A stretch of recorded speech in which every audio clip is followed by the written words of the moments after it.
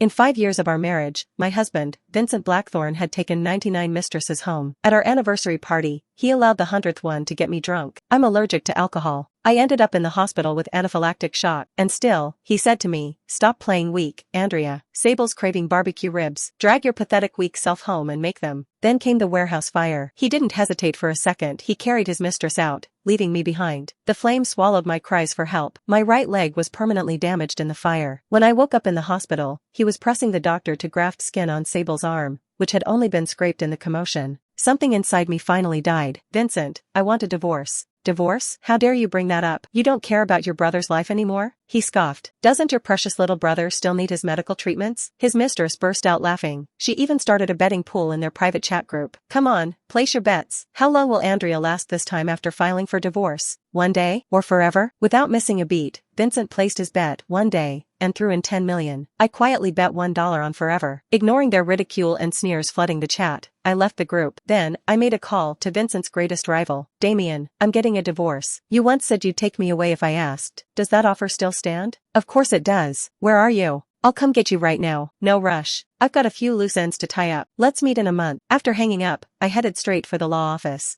"Mr. Welch, I need you to draft 2 agreements for me, 1 divorce agreement and 1 for the transfer of shares." Welch hesitated. "Does Mr. Blackthorne know you're divorcing him?" I touched the bandage on my arm, still seeping blood. "He will. For now, he was probably busy with Sable Frost." That afternoon, Vincent and I arrived home one after another. Noticing the cold stove, his face darkened. "Didn't I tell you Sable wants tiramisu? Why you haven't made yet?" I ignored his accusations and calmly took my seat. His voice turned sharp. "Andrea, are you trying to piss me off? Don't push your luck, or I'll cut off my brother's medical expenses." I finished for him, my eyes cold and steady. "Go ahead." I'd heard those threats more times than I could count. For years, I'd bent over backwards to please him, all for my brother's sake. He made me watch him fawn over his lovers and clean up after their affairs. He forced me to act as a live target while his mistresses practiced shooting, without protective gear. He had me drive through thunderstorms, for hours, just to deliver hot soup to some woman. But I'm still human. I've had enough of this humiliation. I pulled out the documents from my bag. 2 papers. "Sign them." Vincent's face dropped. He'd never seen me like this before. He was about to read them when his phone rang. He didn't even bother to step away. He answered right in front of me. Sable's sweet voice came through. "Vincent, why aren't you back yet?" "My arm, it hurts again." Vincent softened instantly. "I'm coming, sweetheart," he said, turning to leave. I grabbed his wrist. "Sign first." Annoyed, he glared at me. "Didn't you hurt her? Sable needs me. Why are you always making things harder?" With clear impatience, he snatched the pen, flipped to the last page and signed. As I stared at his rushed, scrawled signature, my chest tightened. If he'd even glanced at the document, he would have realized it was the divorce papers. But he didn't. He stormed out, slamming the door behind him. The chime hanging by the entryway jingled softly with his departure. I sat there for a moment, frozen. The wind chime. It was my half-sister Isolde Layton's favorite. She and Vincent had been childhood sweethearts. But 5 years ago, she was killed in a car accident. The Layton family couldn't bear to lose their engagement ties with the Blackthorns, so they forced me into Vincent's room. I'd never forget the look in Vincent's eyes that night, pure disgust and hostility. "You think pulling a dirty stunt like this will make you Mrs. Blackthorne? Dream on. I'll never let that happen." But when the so-called scandal was exposed, my father broke down in tears and demanded Vincent take responsibility or face public disgrace. Old Mr. Blackthorne couldn't risk the family's reputation, so they made us marry. I knew Vincent didn't love me, but I married him anyway because I loved him. I told myself if I tried hard enough, maybe one day I'd warm his frozen heart. But on our wedding night, he brought home a woman who bore a striking resemblance to my sister. That was only the beginning. I made a deal with myself. When he brought home the 100th woman, I would leave. Sable was the 100th, and she looked more like Isolde than anyone before her. "Hey, look! Isn't that Mr. Blackthorne and Miss Frost?" One of the maids suddenly gasped. Snapping out of my thoughts, I glanced at my phone. A blogger was doing random street interviews under a time capsule theme, and just by chance, they'd interviewed Vincent and Sable. Vincent wore his usual blank expression, clearly uninterested. But Sable was excited, practically glowing with enthusiasm. Vincent humored her, playing the doting boyfriend. The blogger read their random question aloud. "If you could go back 5 years, what would you do?" Sable frowned, pretending to struggle for an answer. Vincent pulled her closer, his voice dangerously soft, but his words sharp as knives. "I would have killed anyone who tried to approach me with ulterior motives, and made sure I met Sable much sooner." The tenderness was for Sable, She leaned into him, glowing with happiness, while the cruelty was for me. My grip on the phone tightened, my heart sinking. He still hated me this much, but I didn't care anymore. I printed Sable's picture, slid it into the album of his mistresses and wrote, 100. Goodbye. I locked it away in the study drawer, along with the signed divorce papers. A parting gift for Vincent. He'd like it. After that, I quietly began packing my things. When Vincent and Sable returned, I had just tossed a woven blanket into the trash bin. What are you doing? Vincent asked. My body stiffened slightly. Sorting out where it belonged to garbage, I said flatly. He walked over and saw the bin full of handmade crafts I'd once made for him, along with several expensive dresses he'd given me. You never even wore these dresses. How are they garbage? He frowned. Without stopping my hands, I replied calmly, some things just aren't meant to fit. No point forcing it. Like people. After 5 years, I had finally seen things clearly. Vincent seemed to sense the underlying meaning behind my words, his frown deepening. Before he could say anything, Sable clung to his arm and pouted. Vincent, I'm tired. Can I sleep in that room tonight? She pointed at the master bedroom. Vincent pressed his lips together. Sable just had skin graft surgery. She's uncomfortable at night. It'll be easier for me to take care of her if she sleeps in the master bedroom. I raised my eyes and met Sable's deliberately provocative gaze. She was challenging me. After all, the master bedroom was my last stronghold. In the past, I would throw a fit every time he tried to let one of his women stay there. But now, I didn't care anymore. I simply nodded. All right, I'll go pack up my things. The master bedroom was filled with memories I had poured my heart into. It took me an entire afternoon to clear it out. When Vincent saw the empty room, his expression grew strange. Sable's only staying temporarily. Once she's better, she'll move out. Why pack everything so thoroughly? I'd rather replace things when the time comes than cling to the old, I answered smoothly. Vincent stared at me suspiciously. Andrea, you're not acting like yourself. What are you plotting? I said nothing. Just then, Sable let out a little gasp. Wow, this bracelet is gorgeous. I looked up sharply and saw her holding a pale pink agate bracelet from my vanity. My chest tightened. I quickly strode over. Give it back.